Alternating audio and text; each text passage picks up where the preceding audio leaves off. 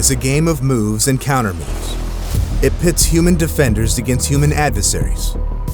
But in this matchup, the rules are always changing. The offensive side of the house picks up a new type of technology and a new way that an attack can be carried out, and the defensive side rushes to block that. An attacker may find a vulnerability and they may get in. The defender may see them and close that off. Well, if the attacker is really trying to get something on that system, they're going to keep going and keep looking, and they really have all the time in the world. We definitely know that we're all aware of each other in this arena. In this game, in this arena, every move is calculated. Each opponent tries to outsmart the other. And when it comes to the hunt, staying ahead means having the best strategy and process.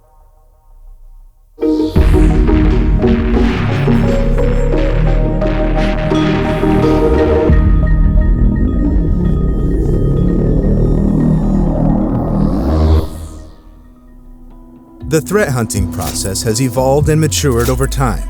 Today, it's a methodical and proactive pursuit of cyber threats, but it wasn't always that way.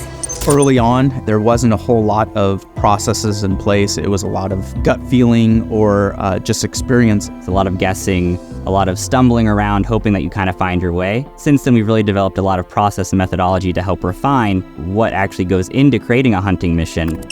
Threat hunting is not just about finding and stopping hackers. It's also about deciphering where an organization or system could be vulnerable. That starts with understanding your assets and potential risk areas.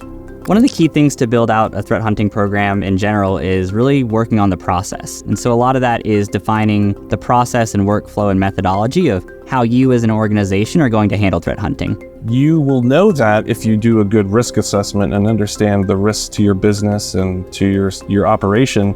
You have to have a solid security program before you can pivot into threat hunting, because threat hunting, if you're doing it full time, is making the assumption that your preventative security posture, your layered defenses, your defense in depth, whatever you want to name, you've got a pretty good handle on those things. Whether organizations should employ threat hunters in their internal organization, or if they should look to do consulting for threat hunting, is definitely a business decision. However you decide to employ it in your environment, it looks like it is the next big move as far as defensive strategy is concerned. While it's not a new concept, threat hunting has evolved significantly over time. And today, it requires a well-tuned and structured process to be successful. Structured threat hunting really ensures that we stay in the right lane, that we can monitor our success and our progress, and we can also include more people to contribute and help out in that process because it's more defined. To be a great threat hunter, you really have to have a target in mind.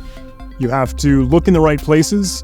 You have to have the tools and skills to back you up. A lot of the work has already gone in at the beginning of the process to define what you're looking for, how you want to look for it, how you're going to acquire that data, how you want to parse that data. There's a plan, there's a goal, there's a reason why we do things. And at the end of the day, you're trying to explain and tell the narrative of what this threat actor did inside this environment, what they had access to, and what the impact of the business is going to be. As threats evolve, so do the strategies and techniques used by threat hunters. But what does the threat hunting process actually look like? Typically, the threat hunting process can be broken down into three main phases: the planning phase, the execution phase, and the reporting phase. It all starts in the planning phase, which kicks off with either a hunch or some type of threat intelligence. In this phase, threat hunters will seek to define the threats or activities they are looking for, where they will be looking, and what tools and techniques they will use in their hunt. Typically, my hunt begins with some type of real-world data, some type of understanding of what attackers might be doing that I know that the security technologies that I have deployed into an environment might be missing. I'll ingest threat intelligence about new or emerging threats that I know for sure we don't have any automated detections for. Research can come from external and internal intelligence. It could come from business initiatives. It could come from a pen test that was done and the report said there were some vulnerabilities. The threat hunter will look and say, where am I going to start looking and what types of threats might be happening in my environment? Good quality threat intelligence will speak to what adversaries are doing, how they're doing it, and why. Those three things really, really impact the shape of a threat hunter's mindset? A threat hunter's mindset usually revolves around a hypothesis, or an educated guess, about some type of activity that might be going on. From that threat intelligence, I will develop a hypothesis about the threat actor or even a specific tactic, technique, or procedure. The hypothesis statement implies that there has been some research, there's been some questioning, there's been an understanding of the problem. With a clear hypothesis, we have a goal, and because we have a goal and an objective, we can test that. We can validate that to prove or disprove how we've spent our time and the quality of the work we've put into it. With a clear hypothesis in mind, threat hunters will turn their attention to data sources and where they can look for clues. Most commonly, they'll start collecting endpoint activity, system logs, and firewall traffic. And while every hunt is different, the key to success is rooted in having the right visibility and data. So from a high-level view, I really think that that's the first place we need to start with threat hunting. Do we have an accurate asset inventory? Do we understand what's running on those physical or virtual assets? The most room for failure within threat hunting lies with your data. Threat hunters live and breathe by data. It relies on visibility. It relies on monitoring. It relies on telemetry. It relies on what data can the threat hunter or the incident responder or the analyst be able to dig up as quickly as possible. At a base level, I mean, you're going to be collecting things like system logs, whether that be Windows event logs or regular kernel logging from like a Linux or something like that. You need that baseline. On top of that, you're going to need the data from the individual applications that you're expecting to run. So those types of things should be coming back in some way. When you're trying to find a needle in a haystack, the best way to do that is to make the haystack smaller. You can find the needle if you whittle down your focus and what you're searching for. Oftentimes that means getting the fluff, getting all the crud, and moving that away so you can hone in on what's really important. Data can make or break a hunt. Too little, and you might miss something. Too much, and you could lose sight of your objective. It's really easy to go down a rabbit hole, not understand exactly what I'm trying to find or why I'm trying to find it. You start in one place and end in another. You find an endless amount of interesting things that pique your curiosity. We see something shiny, we see something interesting, and we want to attack it, especially when we have the mindset that I'm proactively hunting for malicious actors in my network. But I think the biggest risk is not being able to remove yourself from that process. And what I mean by that is removing your bias or what you think, right? You're going to have your own confirmation bias. But at the end of the day, it's really about coming back to your process and understanding, why did I start this mission? What am I looking for? What's the output of this? And what's the end goal? What does success look like? Where the hunt really gets interesting is in the execution phase. This is where the actual investigation takes place. Threat hunters will dive into data, search for signs of malicious activity, and adapt their approach based on what they uncover. Once you have that hypothesis, you have to figure out a methodology that you're going to use to prove or disprove that hypothesis. And if it sounds scientific, it is. We're looking for an experiment that we can conduct. It's basically an iterative process of our feedback loop, however you want to call that, where you're basically changing this hypothesis over time and proving whether or not you're able to find anything. The process for actually conducting a hunt is usually closely tied to the MITRE attack or that cyber kill chain. It's closely tied to those frameworks where it's saying, hey, what are the generic actions that are going to be taken by an attacker? And then that is augmented by your knowledge of your adversary to say, what are their goals? On any given day, on any given hunt, you may be called upon to analyze logs. You may be called upon to dip your toes into what otherwise would be digital forensics, looking at potentially memory artifacts. You may even have to indulge in a little bit of malware analysis or reverse engineering, depending on how deep you're going. I want to identify, how common is this thing in this environment? Is it on a single system? Is it on multiple systems? Do I have visibility into other organizations as well? Can I determine, do other companies also use this tool or this application? If so, how do they use it? They want to look in those startup folders, like, hey, what auto runs or what sort of things that might automatically kick off when a computer starts up or logs in?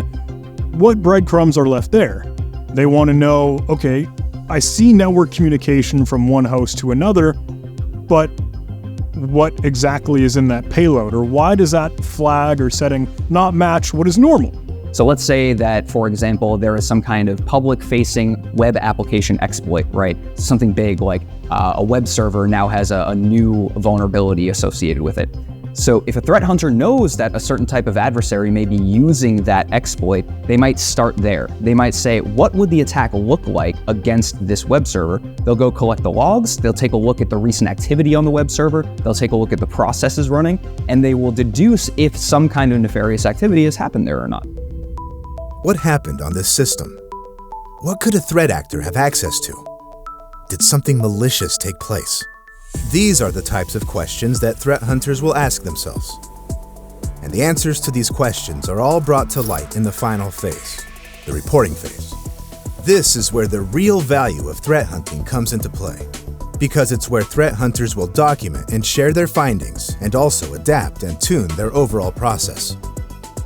Most importantly is the last phase, reporting, because it's within that phase where we can grab some of the queries that we did, some of the tooling, what we've learned, and improve our security posture, or create detections to possibly find the bad stuff that we've already found. This is sort of like the validation phase. We've reviewed our collection, we've collected data, we're analyzing our data, we're validating that data against our hypothesis. And at the end of the day, the end goal of most threat hunting organizations is to develop detections that an operations center can then respond to. But even if the outcome isn't as we expected, even if the threat hunter didn't find what they set out to find, that doesn't mean the hunt was a failure. Regardless of the outcome, there is always a next step. So if you found activity, maybe you kick into incident response, but maybe not. What you want to have at the end of a threat hunt, either way, is either lessons learned or a new kind of detection that you can add to your detection engineering set. And I'll just quickly say, not finding adversaries does not mean the hunt wasn't successful. Testing your process, identifying and confirming your collection is giving you the data you need. You have the information in a timely manner that you can do the job. Like all of those things, you're verifying all that stuff. So if and when it does happen, right, we can go through the process, we can do the incident response activity if it's required, and we've got the data, we've got the processes, we know what we're looking for. It all bleeds into everything else. Even cooler than that, I would say, is if you did find something bad, sharing that with the community, trying to help someone else have a less bad day. The threat hunting process is important for those conducting the hunt itself, but it can be equally important for the broader security community. By sharing their findings and feeding intelligence back into the community, threat hunters can help others stay one step ahead of potential threats. I don't think any one person could possibly know everything you need to know or learn organically everything that you need to learn to be able to do this job effectively. So I think that information sharing is huge. It's one of the biggest things. If you find something, let the community know. Seeing the community be more transparent and put so much information out there is really key in how we continue to grow and get better, because that's exactly what attackers are doing. And the more we can continue to grow, the more we can help level up the community and be better. The truth is that you're going to learn so much more from others than you will on your own. And you will find new ways of thinking about things that you never expected. And that's the way forward.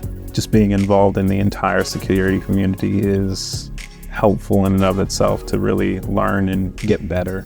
There is no training, there is no certification program, there is no degree on earth that will ever replace the power, the absolute power of having a good community around you, a good group of people who will push you to be a better version of yourself in terms of being a practitioner. There is nothing better. There is no training on earth that will ever replace that. Seeing us evolve, seeing us mature as an industry, as a threat hunter, it's very rewarding to watch. I feel like we're at the start of an industry and we're just getting started. As the world becomes more connected and cyber threats continue to evolve, threat hunting is the next frontier in cyber defense. And from the front lines, it's the defenders, the threat hunters, who are leading the charge. Because at the end of the day, nothing beats human instinct.